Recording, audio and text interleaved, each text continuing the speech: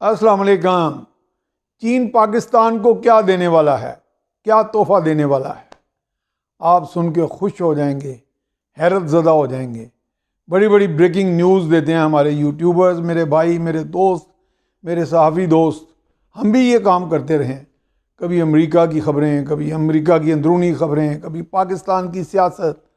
لیکن اس وقت ایک بین الاقوامی تناظر میں بھی کچھ بات کر لی جائے۔ چین کے ساتھ ہمارے جو درینہ مراسم ہیں وہ بڑے اہم نوعیت کے، ان کے نوعیت ہے، تصویراتی ہیں، جن اسٹریٹجک کہا جاتا ہے انگریزی میں، دفاعی ہمارے ان کے ساتھ معاہدے ہیں۔ پاکستان نے بھی چین کا بہت ساتھ دیا، یعنی چین کی طرف سے ہمیں جو دوستی کا ہاتھ بڑھایا گیا اس میں پاکستان کی خدمات کا بھی اعتراف ہے۔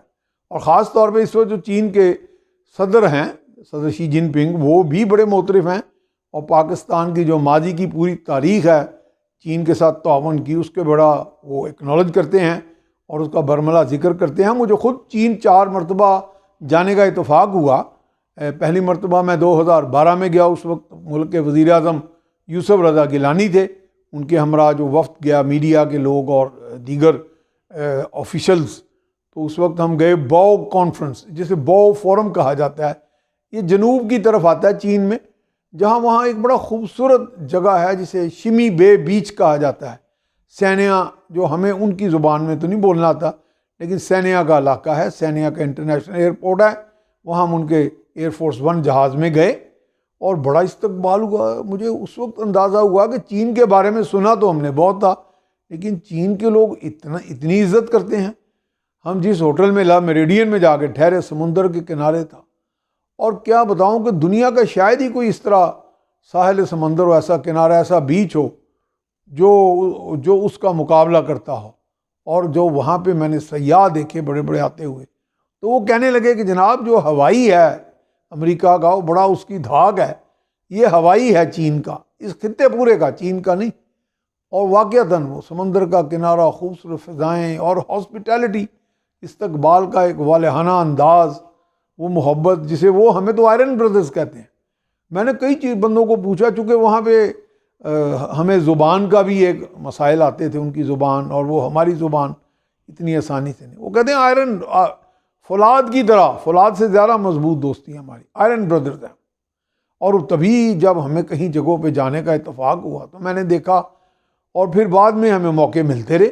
میں پھر چین کی حکومت کی انویٹیشن پر، ان کی دعوت پر، کچھ اور صحافی دوستوں کے ساتھ وہاں پھر 2012 میں دوبارہ گیا، چین کی وزارت خارجہ کی دعوت پر۔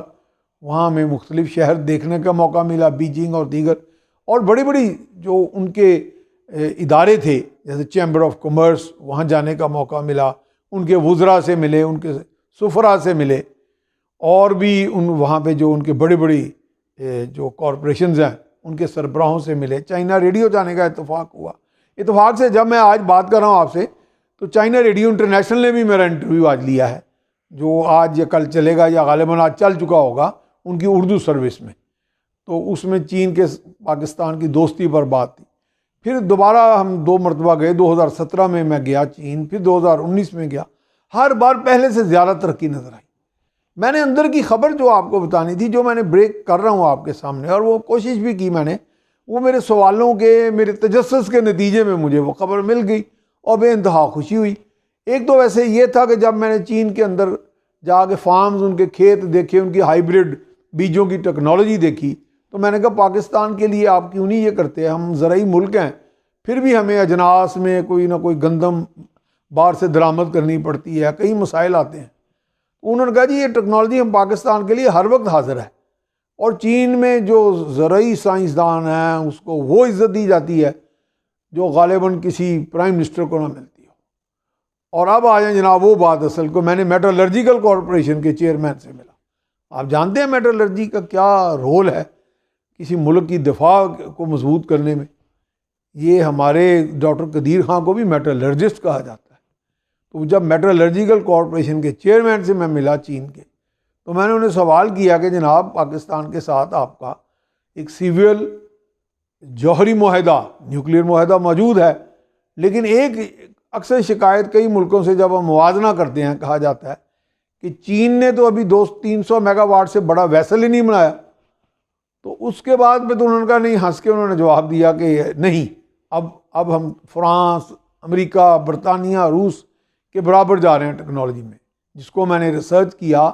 اور لیٹلی اب یہ خبر جو میں نے بریک کر رہا ہوں وہ یہ ہے کہ 1000 میگا واٹ کا بڑا ویسل چین نے تیار کر لیا ہے، جو پاکستان کے ساتھ پرامن سول نیوکلیئر معاہدہ، جو امریکہ نے ہمارا دوست ہونے کا دعوے دار ہو کے بھی ہمارے ساتھ نہیں کیا، وہ چین نے ہمارے ساتھ کیا ہوا ہے.